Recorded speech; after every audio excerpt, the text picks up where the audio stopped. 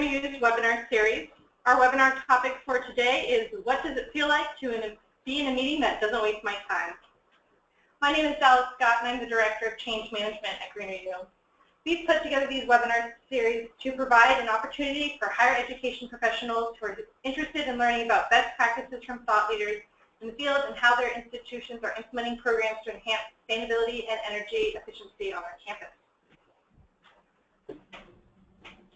But first, to get started, we're going to do some quick overview of our logistics for today's webinar.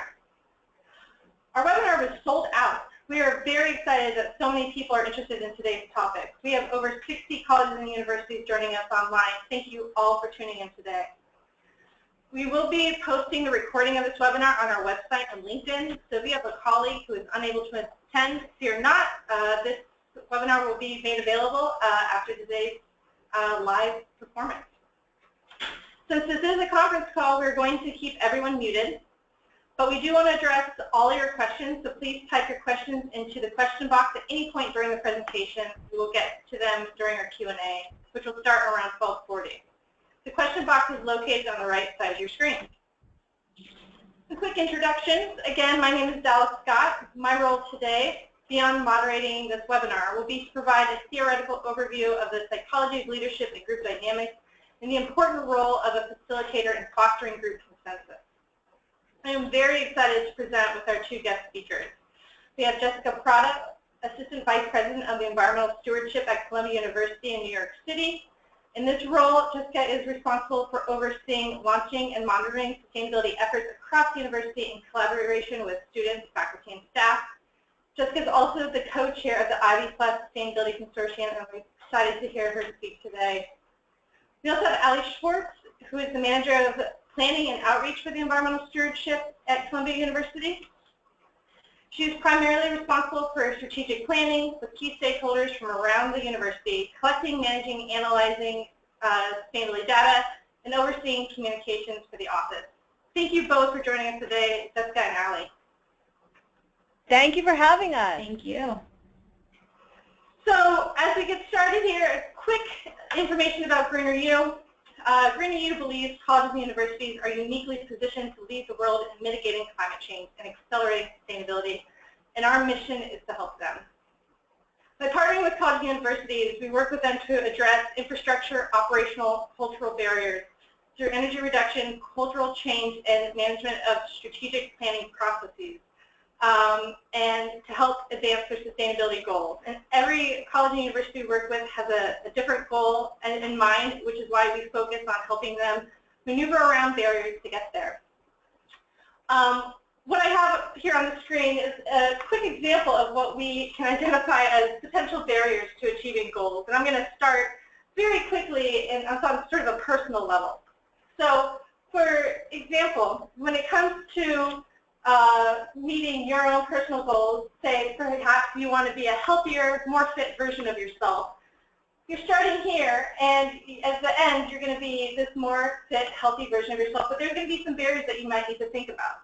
So everyone listening in today might be sitting in their work professional clothing and realize that they don't have the right infrastructure to get in shape, at least not today. So, you might need to invest some money to buy some new fitness gear, perhaps some running shoes, to get you to that healthier, more fit version of yourself. But I think we all know that just a pair of running shoes isn't going to get you there. There are going to be other barriers to behavior change that get in the way, and each one of these icons represent those. So it could be infrastructure, it could be finance, but it could be that every day there's a new news article about how to eat healthy or what you should eat, and then never mind, scratch that, you shouldn't eat that. Same with the type of shoes you should be running in. You have to create the right time and create space for actually exercising. And maybe that's tied into the fact that in your family or in your friend network, to ask everyone to go out and maybe go on a walk or a hike, social deviant act. In that, I mean, you're going against the social norm of perhaps watching Netflix on a Friday night instead of going to the gym. This ties into your routine of things you've been doing year after year, the habits you've developed that are definitely part of your everyday routine, and it can be challenging to kind of change that track after so many years, and then at the end of the day, you actually have to put in the physical effort. So I use the example of your personal goals because I think when it comes to institutional goals, there are very similar challenges that we face in trying to lead an entire organization to adopt and get to goals. So something that is more apparent when we think about energy efficiency on campus or something of that matter is that infrastructure can be a huge barrier. Aging infrastructure, deferred maintenance, that is definitely a hurdle that people identify and see as a challenge. And similarly, there's the financial component behind it. How do we get the finances to support some of these identified infrastructure barriers to energy efficiency? Well, similar to with your own personal routine, that's not going to get you there. There might be a barrier of cognitively on staff feeling overwhelmed with the entire process, or not having anyone on hand who knows how to engineer the solution. Do you have time or the bandwidth of project management? You have the idea, you might even have the funding, but who can actually lead this process from beginning to end? Is the ask you're making to your CFO, to your leadership, a social deviant one compared to what previous positions have held? And how do you craft your message or talk to them or lead them through the process with you, and maybe looking to your peer institutions for support and advice as well? You have a routine, and in this case, probably the culture of your campus. And I'm sure many of you have heard we've always done it this way. So how do you crack into that routine and insert a more sustainable way of doing business, of thinking about a project or a problem? And then finally, the physical effort. You have to get it done, which takes some discipline and some process and thinking through everything from start to finish. So maneuvering through all of that, this little obstacle course here of barriers, can be the challenge. It can keep you from reaching your goal and your institution's goal. And maneuvering through all of these barriers is change management. It's recognizing that there's more than just what's on the surface. There's relationships, there's history, there's culture, there's time, there's all these other elements that we need to think about. And doing that well and doing it in a way that supports the group you're working with and brings people along with you really takes some time and process and a framework to do it well. And that's what we're going to talk about today. Because we need to bring every individuals into meetings to have lots of different perspectives. Yet managing meetings to manage change is not always easy. And that's because we're working with lots of different behaviors, not just your own personal behavior, but all the different stakeholders in your meetings as well. So I'm going to jump into that now and talk a little bit more about managing meetings and managing change. So first, I'm going to be talking about thinking about the human behavior piece. Once again, as we mentioned, there's you and your own behaviors, and that just gets more and more complex with the psychology of the group. You might act a certain way in one situation and different with multiple people, and same with all the multiple people that you have in the room as well. So how do you manage that as a facilitator?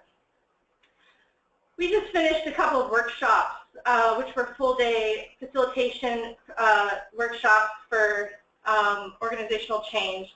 And some of the key challenges that when we send out a survey in advance, we ask people what are challenging personalities that they face in meetings. Here's the list that we came up with, that the people who are part of our workshops mentioned. There's over-talkers, people who take a lot of airway and often are the ones to be the first person to respond. Under-talkers who you know have stuff to contribute but don't say a peep in your larger group meetings. The storyteller, which might go off track and have a great story to tell, but takes up a lot of time and at the end maybe misses the point. Eeyore, this is sort of this will never work, just like everything else, and we have the womp womp with the sad trombone here. The one-issue voter, where they're focused on the specific thing that they came to talk about, and that's the only thing they're willing to talk about. The multitasker in this digital age with our cell phones. This is a person who has checked out and is hard to bring in. And then the bad student who is more than happy to put their name in the hat, but doesn't necessarily follow through from meeting to meeting.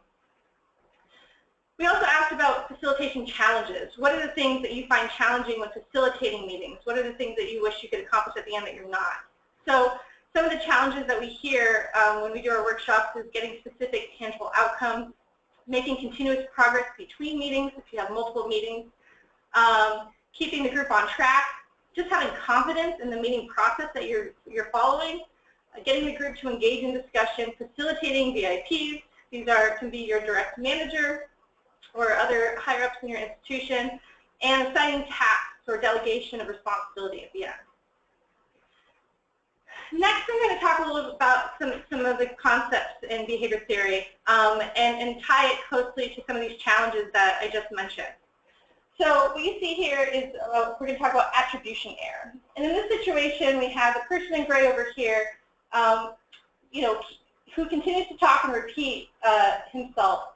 And the person facilitating is frustrated and has attributed this person's talking to just loving to hear himself talk. So chooses to ignore the person and hoping that that will change the situation. So attribution error is when you place you're attributing the behavior on that person's personality instead of the situation. Where in this case, this person, because they keep being ignored, feels like they need to repeat themselves. And so right here, the challenging personality you face is the overtalker or a one-issue voter. And facilitation challenge you might be facing is keeping the group on task and getting specific, tangible outcomes. With evaluation apprehension, this is where you might be leading a meeting and you have someone who's totally gone down the rabbit hole, and maybe this is a storyteller here, and you're totally off track, but you don't want to be perceived as pushy or bossy. So this is that evaluation apprehension. So your challenging personality is the overtalker, the storyteller, and you're really, as a facilitation challenge, it's hard for you to keep the group on task. Maybe this person's your VIP. Often people who are more comfortable speaking in large groups have a leadership position, and so that can be challenging for them. And then just general confidence in leading the meeting can be a challenge if you're feeling this evaluation apprehension. Learned helplessness. Maybe this might be something familiar to many of you and maybe why you tuned in today. When you think about meetings, you think, oh man, I gave up 10 years ago. What? Meetings are a waste of my time, where was I? And in some situations, maybe you just spaced out and you daydream about playing a bear, or a very good option is that you're checking your phone for Instagram updates or something of the like.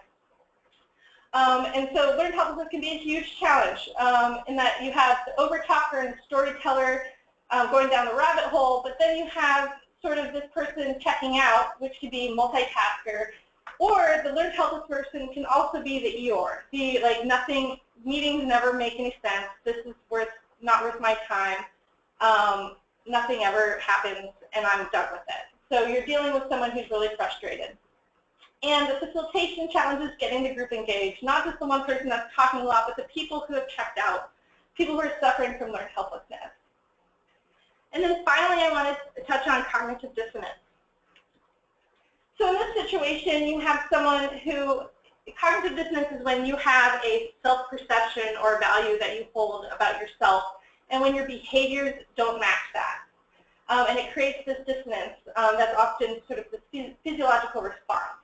So in this case, this person feels they are an organized and reliable team member, yet when asked for updates from tasks from the previous week's meeting, this person says, oh, I didn't do my task. So the first thing we want to do is quickly rationalize why we didn't do our task so we don't feel so awful. But we usually don't have to work that hard because you as a facilitator or someone else usually gives you an out. They say, oh, that's okay, even though they're not thinking that. They're thinking, oh, not again, really? So again, a challenging personality here is perhaps the bad student. And facilitation challenges assigning tasks and actually holding people accountable to them, and making continual progress between meetings, and especially holding someone accountable when they are your VIP. Now, I mentioned all these challenging personalities, and not that these people are out to get you, and recognizing that every one of you are probably one of these challenging personalities to another person's meeting. And it really is your responsibility as a facilitator to identify and try to get to the root cause of why this person is falling into one of these personality traps. So I'm going to talk about that more. What is the role of the facilitator? The role of the facilitator is to create a safe space for discussion. You really do, in order to get around all those barriers, you need to be able to hear from everyone and to make sure that you're creating a space for that discussion. And that means you need to be transparent with your process and your role and being consistent. So one very simple thing we often do is consistently start on time. So thank you for being on time and my role today. And you're very clear with your role. Similar to that everyone knows in a sports game that the ref is managing the pace of the game. They're going to call fouls. They're going to call the timer when the buzzer goes off. They know what's inbounds and outbounds. That's the process and the role that a facilitator should take. When I'm watching people facilitate meetings, I often see them as the spectator. They see the game start and they just watch everyone play their roles, and they forget that they're playing an active role in that meeting. So you're managing the pace of the meeting. You're managing those personalities and emotions of the meeting and reminding people of why they're here. You're responsible for keeping the meetings on track and on time, which means you're comfortable calling time. And this means redirecting conversations, even if they are your VIPs. You're making sure you're hearing from everybody. So you're reading the tone and you're creating an agenda that's engaging the undertalkers and also managing the over speakers in your group as well. I'm going to touch on a couple of meeting mechanics, and these are some of my things you should always do in your meetings. First is recognizing the type of meeting you have. So not all meetings are equal, and so you need to go into your meeting recognizing that. Some meetings you should specifically, if this is the case, letting people know that you're just seeking information from people. Other meetings you're out there to provide information to everybody. Those are two different meetings, and it's great to say that right out of the gate. And there are some meetings where you really need everybody's input. And so that's when you have a little bit more dynamic agenda creation and making sure everyone is being heard. And then lastly is making sure that the final decision maker is being thought of at the end. So you're not creating a decision with the group that is not going to pass the test of the person with the purse strings or the person who can say yay or nay to the idea.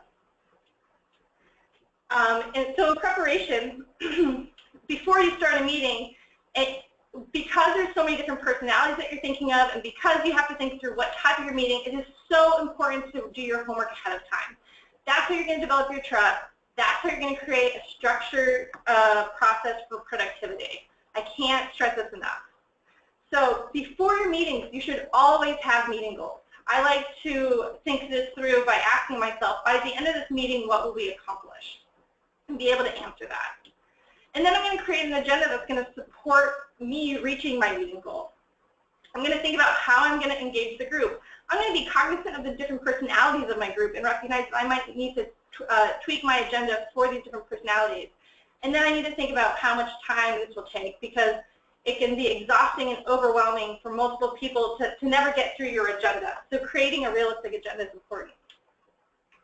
You also should be prepared to answer the framework question. So, and I think Allie and Jessica have done a fantastic job of thinking this through and being prepared. They know the task. They know what the outcome is going to be at the end.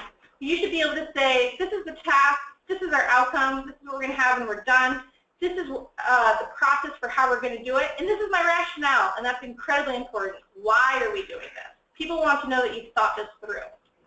And then here's the expected time it will take. Finally, or another thing that's important is to start your meeting with a recap of the last.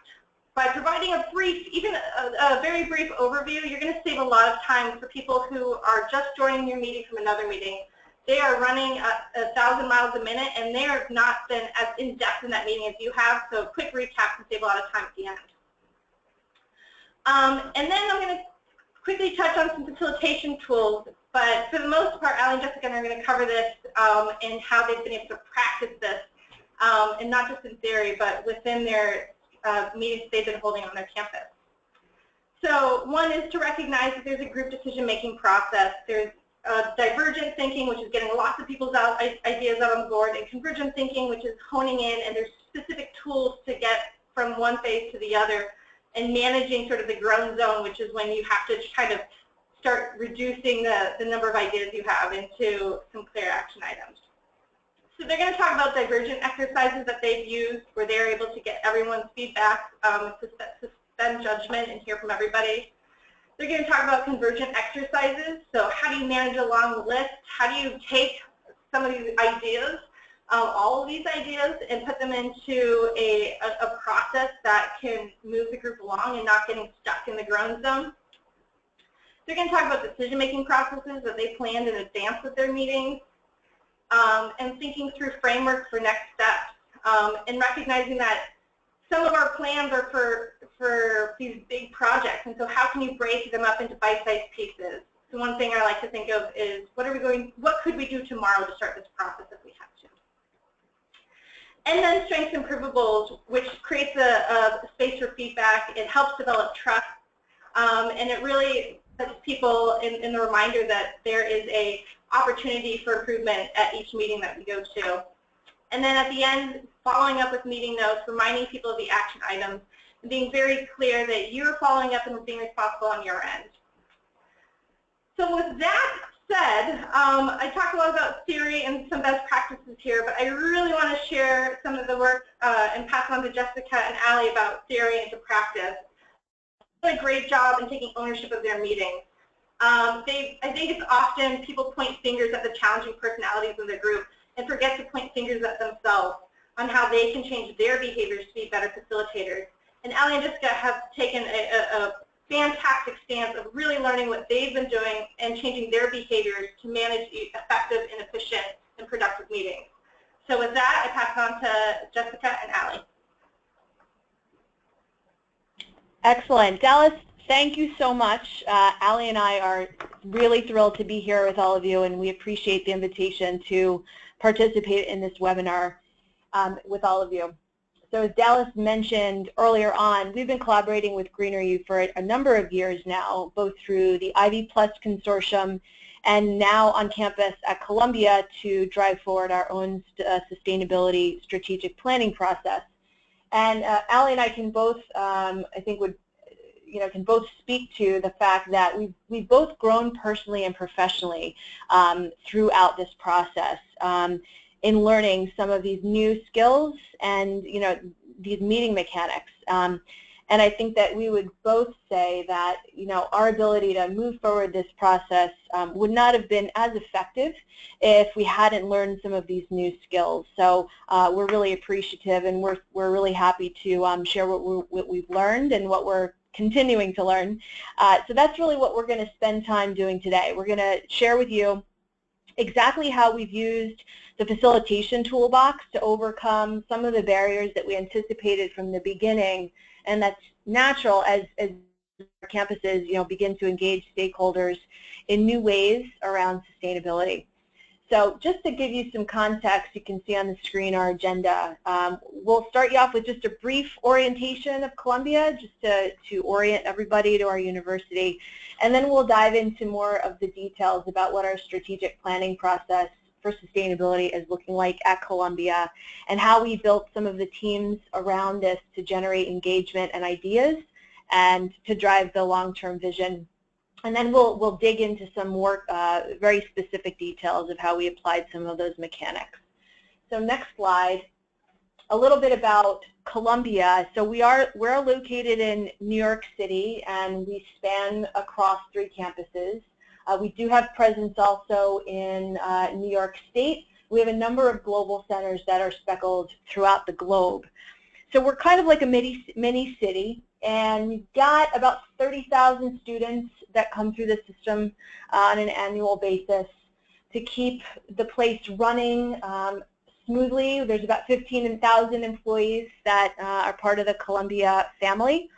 And there's about 3,900 faculty members that keep this school one of the top in the Ivy League.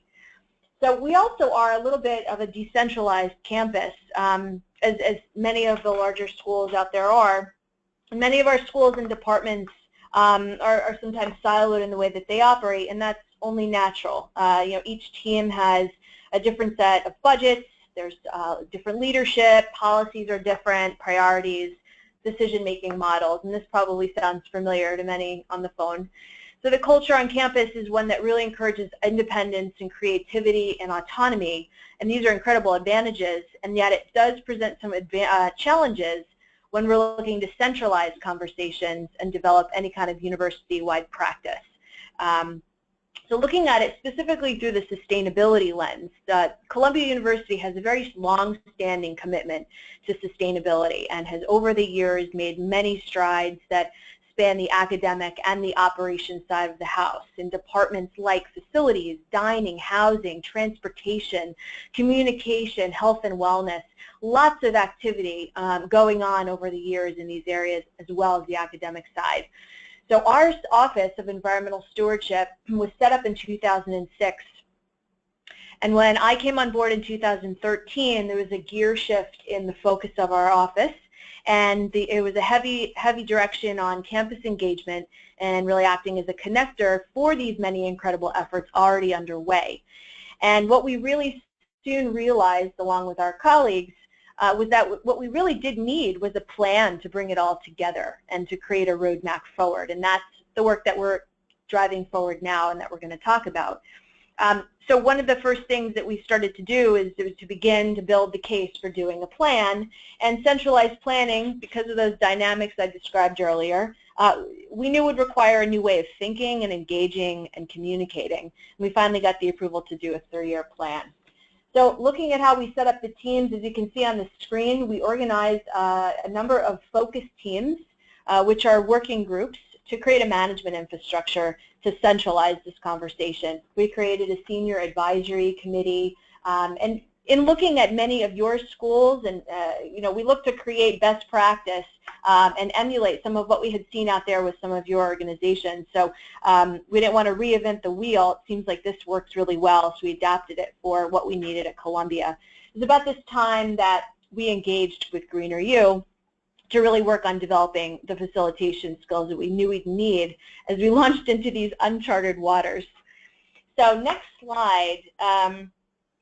Some of the anticipated challenges that we thought we would need to prepare for, given that we were including on each focus team members from the faculty, members from the student body, as well as our colleagues in operations, were that we wanted to make sure that we could build trust in what we knew would be a fairly new kind of process.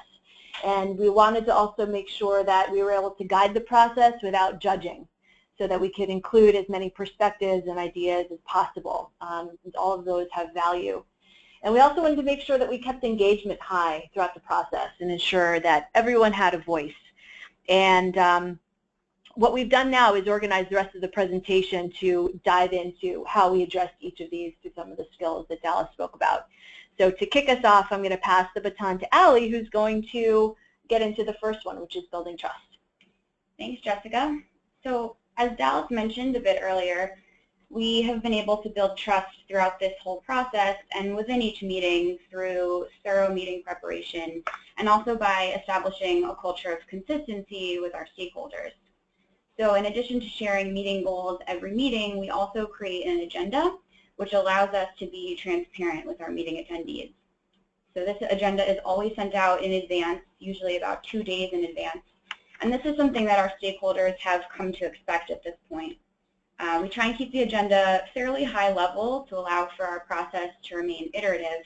And this is because sometimes things happen in meetings that we couldn't possibly predict. And so a high-level agenda makes sure that our meeting attendees are concentrated on that high-level picture rather than the minutia of each bullet point within each agenda item. We also don't include allocated times on the agenda. So for example, 5 minutes for that welcome and thank you bullet point, because we want people focused on the content of the meeting rather than focusing on whether or not we're behind or ahead of our allotted time limit. However, we do have a place for all of those specifics, and that's behind the scenes, but we want to ensure that our meeting attendees are 100% dedicated to the meeting content. Next slide. So with that being said, this doesn't mean that we haven't worked out all of those required times for each agenda item. We create something called an internal agenda, which you can see on your screen, which is a document that is created in advance of each meeting behind the scenes and includes all of the specifics that you would need to know as a facilitator or as the person running a meeting. But it's usually superfluous info for your stakeholders. And so this internal agenda includes things like the running time for each agenda item, materials needed at the meeting, if you need a projector or a computer in the room, and also things to be prepped beforehand or brought to the meeting. So this internal agenda also helps us to think through what type of meeting you'll be holding. As Dallase mentioned earlier, there are different types of meetings. So perhaps ask yourself, is this a meeting that's mostly information sharing, or is it a conversation between stakeholders? These questions help us think about who will be responsible for saying what based on our agenda, and then how much time we need to allot. This also allows us to be more prepared for each meeting. It also allows us to enter the room feeling more confident, which helps us to build trust in the process from our stakeholders as well. Next slide, please. So the last part of this formula, quote unquote, is to build trust and a culture of consistency.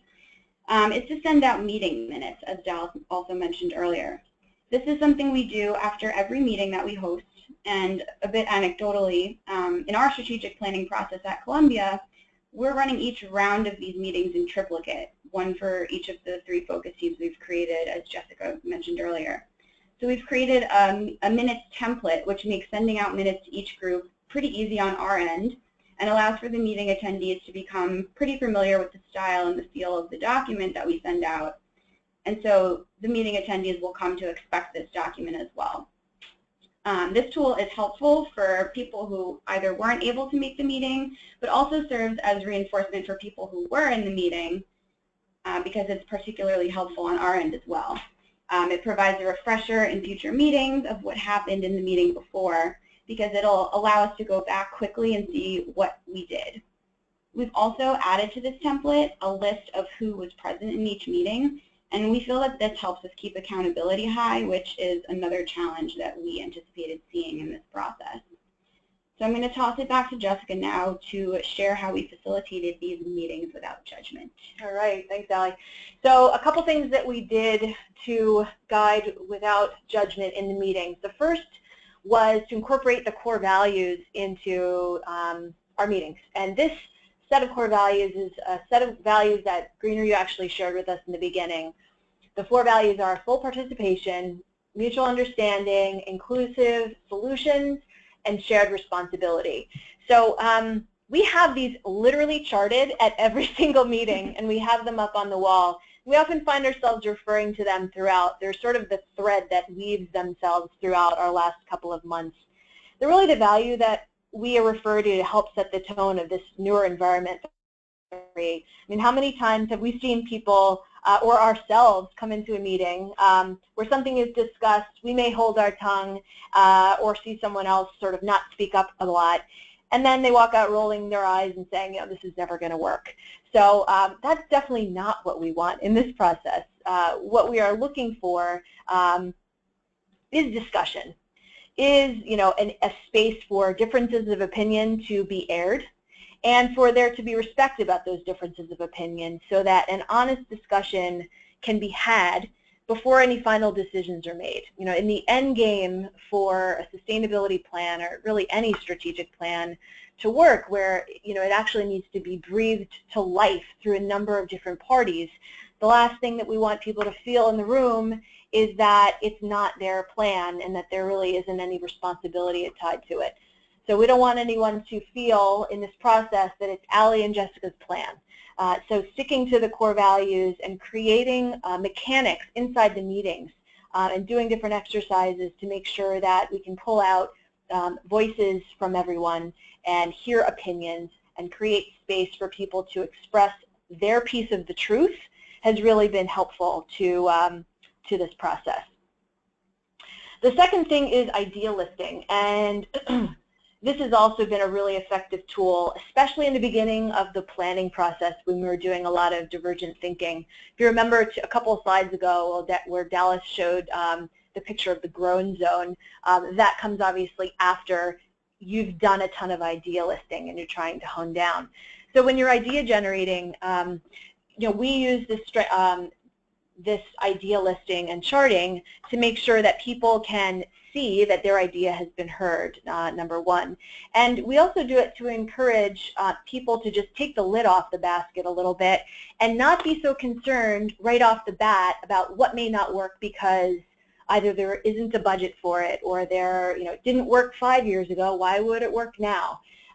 We're encouraging a no judgment zone. We're encouraging people to put it all forward, and we don't ever say, well, no, we don't really think that's going to work. We're not going to put that up there. We put everything up there and then later deal with how we're going to hone it down based on what's realistic.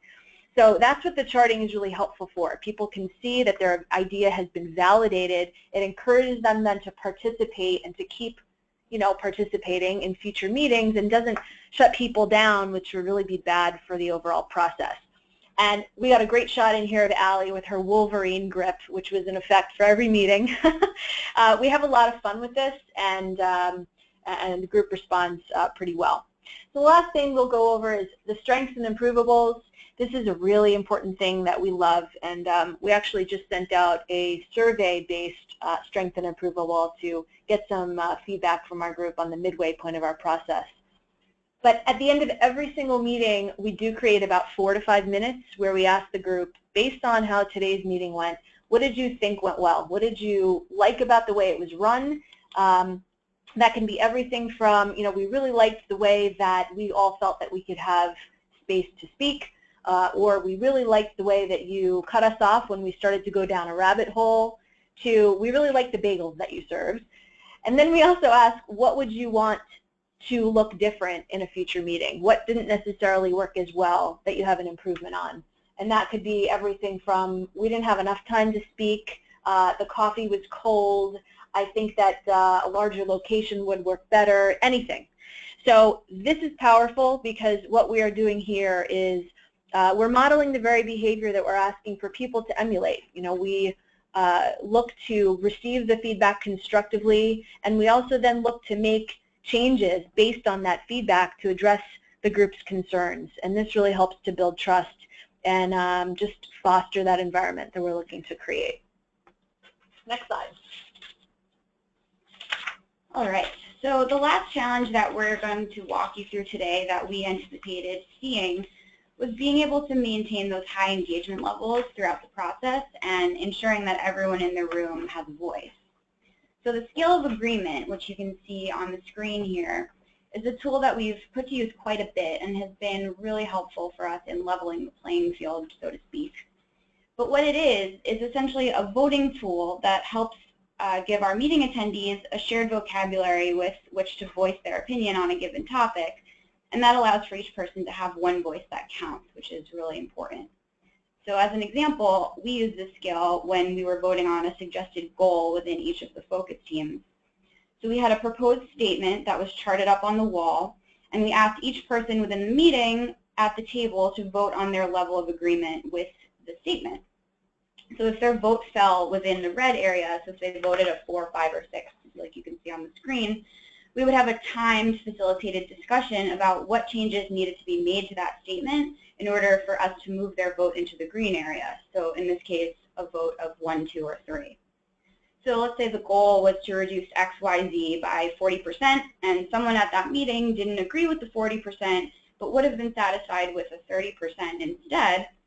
That's something that we can easily get at using this tool, whereas without it, it may have taken us a little bit more time and a bit larger of a headache to pinpoint. Next slide. So sticking with this same theme of everybody gets a voice, sticker voting is another tool that we use frequently to ensure participation and also to keep engagement high. So this chart that you see on the screen here was generated by one of our focus teams after a particularly fruitful divergent thinking style brainstorm or idea listing session, where we wrote everyone's ideas on a chart and then asked the members of the meeting to take a sticker and vote on the item from the list that they felt was the highest priority. So what this does is that it allows us to go with the majority, and it allows people, usually our under-speakers, speaking of challenging personalities, who potentially would just go with the flow if asked for their ideas out loud. It allows us to take their own idea and put it physically up on a chart in a bit more of a passive way that doesn't involve them having to speak in front of the group, which can feel less intimidating. So similarly, for people who like to make sure that their voice is heard, and this is something that Dallase mentioned earlier, these people may keep repeating their idea out loud to ensure that they're heard. So this tool allows for those over speakers to physically see that their voice has been heard by seeing a sticker next to the item that they felt was most important. Next slide. Often what we have found to be helpful in this process is using small group or individual activities to generate some ideas before we work with the group as a whole. So again, this allows for underspeakers to work in a bit less of an intimidating environment by working with one or two of their other colleagues or either individually as well. And it also gives less space for people to tune out if they're working with a smaller group versus the whole group. So additionally, we sometimes encourage our meeting members to write their ideas down if we're doing a brainstorm or idea listing before sharing it out loud. And this is because someone will usually feel a bit more confident saying their idea out loud if it's been written down already versus holding the idea in their brain until it's their turn to speak. This also helps with engagement, and it allows the members to really listen to the other ideas being generated versus keeping it in their head because they know they won't lose the idea if it's written down. Lastly, on this slide, setting aside time for our meeting attendees to work with the document actually within the meeting before discussing it out loud allows for them to really think through their feedback, which likely means that what they do share out loud will be more meaningful as they've had a bit more time to interact with that content. To make sure that people are on the right track, Jessica and I, as the meeting facilitators, spend time with each of these smaller groups as they go through their activities, or with each person if they're working on an individual task, to make sure that everyone knows what they're supposed to be doing and answer any questions that people may have. So you can see on this slide, Jessica is working with two of the members from our transportation team as they were working through a small group activity. She was caught in action. Next slide. So this chart should look somewhat familiar. We saw it a couple slides back. And that's because charting is a tool with actually a twofold benefit. In addition to allowing us to guide without judgment, as we mentioned before, it also helps to make sure that we have high engagement levels. So as Jessica mentioned, charting allows us to have people's ideas visually represented in a list, which helps both with overspeakers and underspeakers. Underspeakers are encouraged to have their ideas represented on that list, and overspeakers are quelled by being ensured that they have been heard because they can visually actually see that idea on the list written down. So it helps both quiet that social arousal piece that Dallase mentioned earlier, and it also helps avoid the attribution error. So with that, that concludes our piece of the presentation.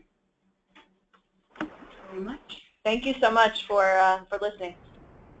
Great. Thank you so much, Jessica and Allie. It's fantastic to be able to see all the work that you've been doing over the past 6, 7, 8 months on this process.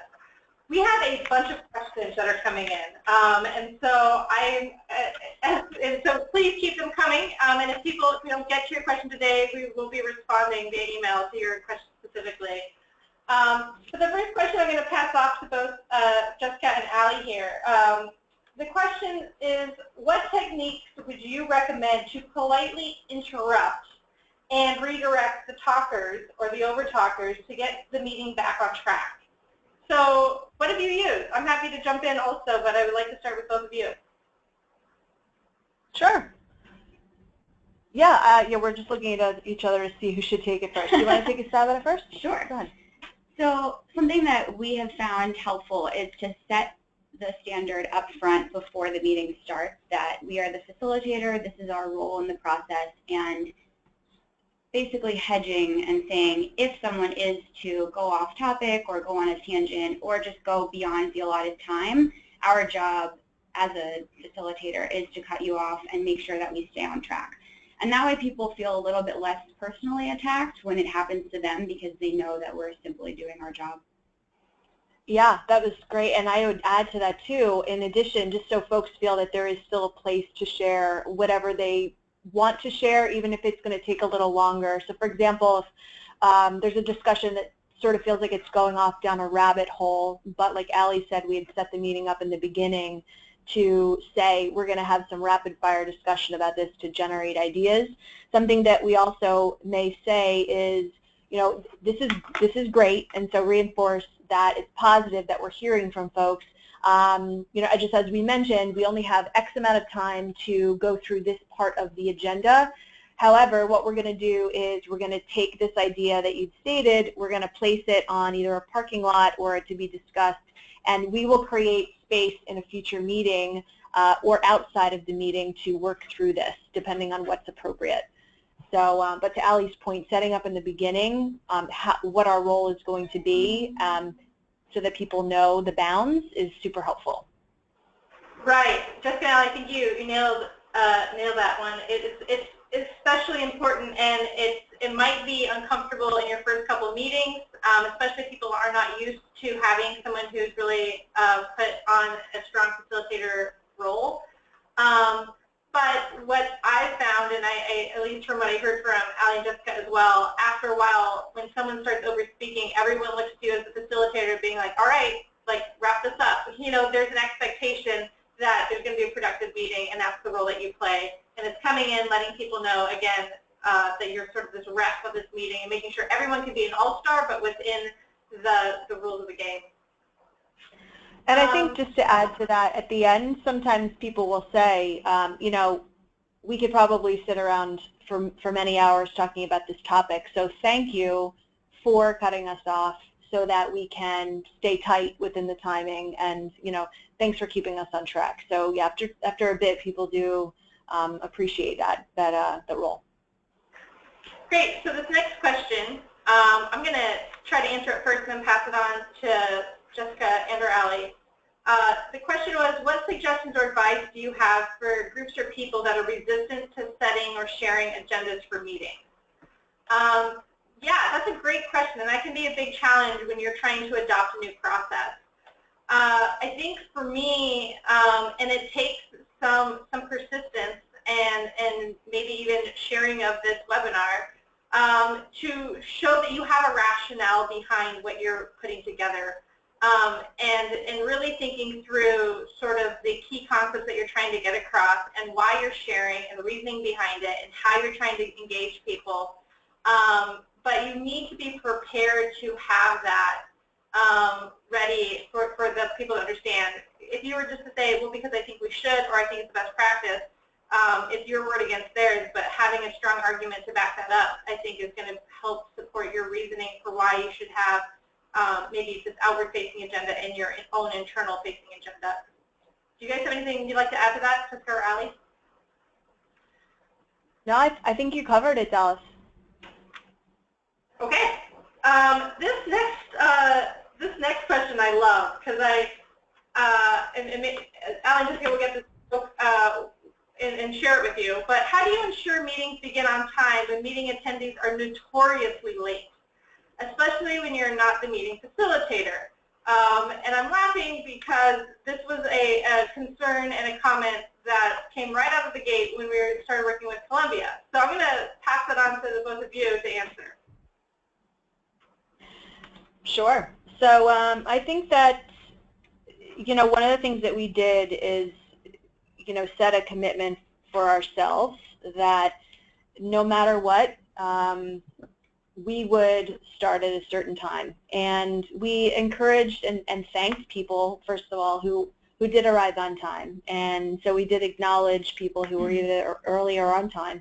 And we did bucket a little bit of, well, it's 5 minutes in the beginning of the meeting to anticipate that we would have a couple of folks coming in and, you know, use that time to get people talking and welcome people and have some initial chatter. But come 1:05, if the meeting started at 1, come heck or high water, you know, we started that meeting.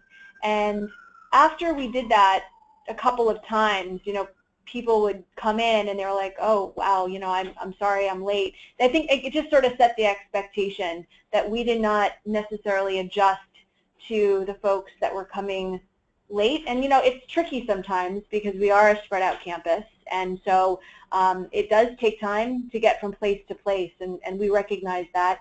But for those who were there on time, we did want to be respectful of that.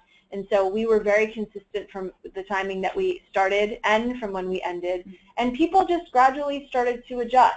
So it was less of a concern over time. I don't know, Allie, if you have anything to add to that. Yeah, I mean, I'll definitely second that. I think it's super important to thank people for being on time. I think that's something that people in general just are not used to.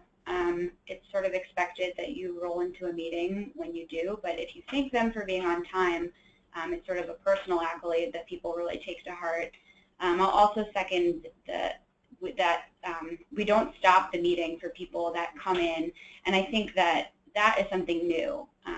And this is something that we learned from Dallase and the folks over at GreenerU, but if you sort of just continue the trajectory of the meeting and you don't stop it and you don't go back and review what you've gone over in the time since the meeting started, it really reinforces that you have to be on time. And also, there's a respect piece on our end, as Jessica mentioned, ending on time is really important, and I think people appreciate that. And after a couple meetings of realizing that we actually did end exactly on time, they were more likely to come at the start time that they were supposed to be there. That's great. Yeah, and just to reiterate, the rolling start can be important. It's recognizing that not everyone's watch is perfectly aligned, but the idea is that the meeting, you're standing up, you're talking, the group is already in discussion. So anyone, even if it's within the first 5 minutes, they're coming in and seeing the meeting is engaged, even if you're just sort of warming up the audience before you get into the meat of the meeting. So this next question, I'm going to direct to Allie. Do you conduct the evaluation of each meeting, so the strengths and improvables after each meeting? That's a great question. Yes, we do. And when we first learned that we had to do that, I think we sort of had that same reaction. We have to do this at the end of every meeting. But it is so important because it doesn't leave any room for later on in the process you to be surprised by any information. Right then and there at the end of the meeting, you're getting what went well, what needs improvement, and it allows for the process to be very transparent. And sort of as we mentioned in our slides, but I think is important enough to mention again, it really does shift the culture of how the meeting itself runs, because if we're standing at the front of the room willing to take criticism, be it in a positive way and helpful way, but criticism all the same, it allows people to feel that this is an open and an honest space and that we really are looking to be constructive and move forward and do whatever it takes to allow people to feel that the process is as effective as possible. Mm-hmm. So long story short, yes, we do it at the end. We reserve on our internal agenda 5 minutes at the end of every meeting to do strengths and improvables with the group. And I think it also, just to add to that, which was a perfect answer, is that it really continues to keep the meetings iterative. So if we're getting feedback at the end of every single meeting, we have the opportunity to adjust. In addition to the fact that the content and the way that each meeting is set up is so different from meeting to meeting, so too will be the feedback. So that it really keeps everything very iterative. So we can come back the following week and say, we heard this from you, so here's how we're looking to adjust that. We're going to do this week, etc. Well, and to the point of the title of today's webinar is, what does it feel like to be in a meeting that doesn't waste my time? You know, we're not out there, Allie and Jessica are not out there to waste people's time. And so if that's how people are feeling, they'd rather know at the end of that meeting than after a 12-month strategic planning process. So the small check-ins and being very honest and open with the group, saying we do not want to waste your time, so help us not waste your time, I think has been well received. So this next question, I'm going to take a stab at and then pass it on to both of you. It says, what are the tools best used to help with the EORs? And as a reminder, the EOR is the personality trait that we talked about of like, this will never work, not on this campus, sort of the sad trombone. And there's probably one in every group, and maybe in some meetings you're that person. And so I'm just going to share with you one of the tactics that I use. Is really kind of understanding why that person is feeling overwhelmed and frustrated and have developed that learned helplessness. So one thing you can do is spend time before a meeting or after a meeting once you identify it and kind of check in with that person and why they feel so frustrated and why they've sort of turned into this, like, nothing ever works, because they might have some real experience that would be valuable. The other piece, especially if you're getting a lot of it during the meeting, is recognizing that they're they're trying to give feedback in a way that might not feel constructive at that moment, but you as a facilitator can try to extract and paraphrase what you think is constructive feedback. So someone might be frustrated with like the timeline that you've put together for your planning process, and they might say this is unrealistic and it's never going to work and I don't like it and it seems really negative, but there might be a nugget of truth within that feedback, and you might, as a facilitator, be able to own it and say, you know, it sounds like you're frustrated. I'm specifically hearing that you don't think this timeline is realistic. Is that accurate? So you're basically paraphrasing the way that you would like to receive constructive feedback, and that can help the person feel like they're heard and ideally kind of show them that this is a different type of meeting where their contribution can matter. Allie or Jessica, do you have anything else that you'd like to add of how you manage individuals who sort of have learned helplessness or this Eeyore complex?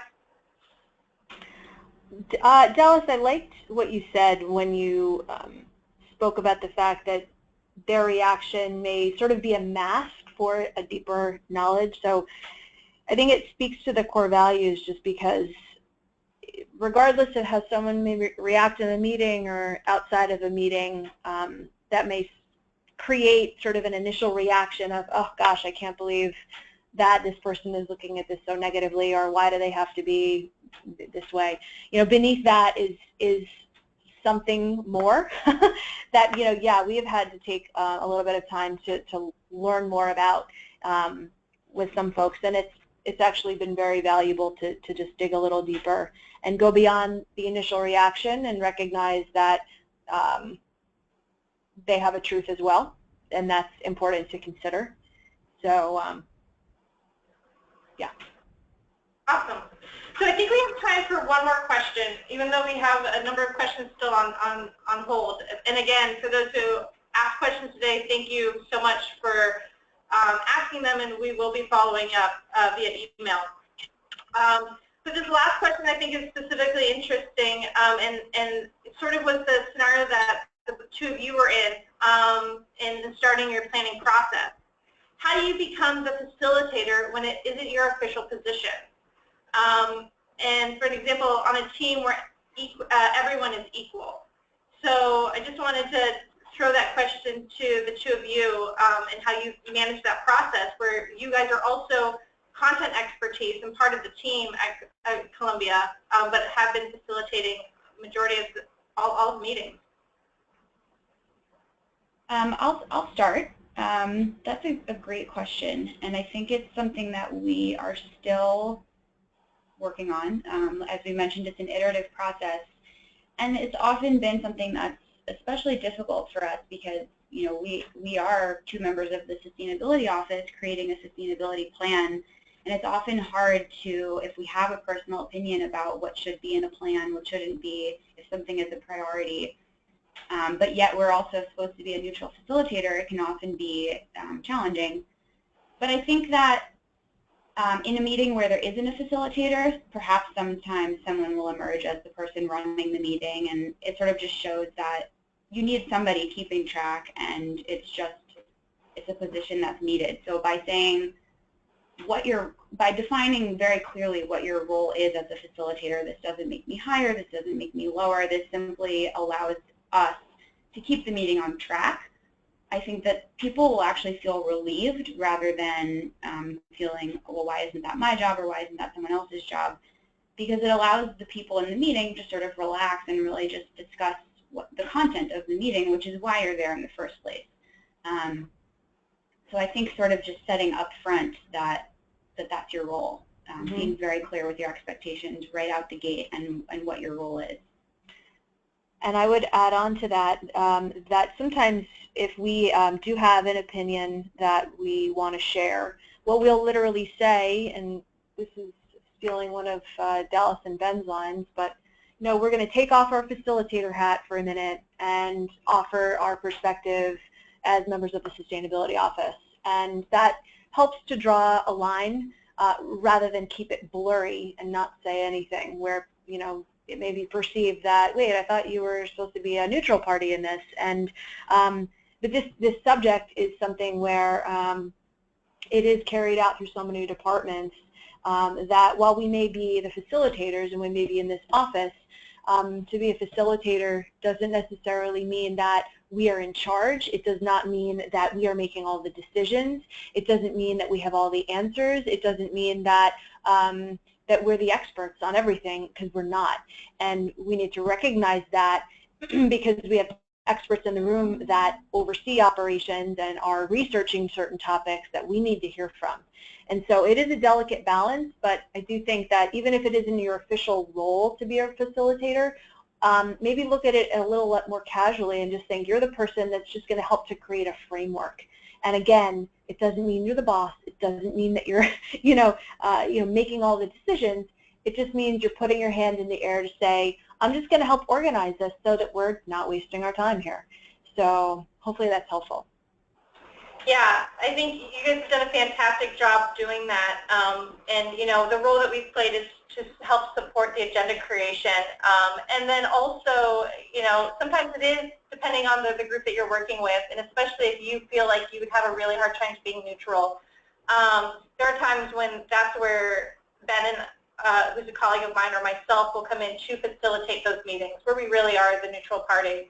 But that's not always realistic or something that you can do for all of your meetings. So, do your best with the meetings that you have, and sometimes it is valuable to have someone come in who's completely neutral, and that can be up to you. But I think overall, recognizing that everyone has something at stake and being really transparent with your process can help. I want to respect everyone else's slides or time here as I get to the last slide, because we're at 1 o'clock, and I just wanted to thank everyone for joining. I really want to thank both Jessica and Allie for their fantastic presentation today, and to let you know that you will receive a 1-minute survey today. Again, this is our strengths and improvable. We would love to hear what went well today and how we can improve, because we adjust at every single webinar. So practicing what we just talked about today, strengths and improvables, our 1-minute survey, and we'll also be sending out a link to the recorded session. If you have any questions, please feel free to reach out to me. Again, Dallase Scott. And for any general inquiries, we have an email information at the bottom as well.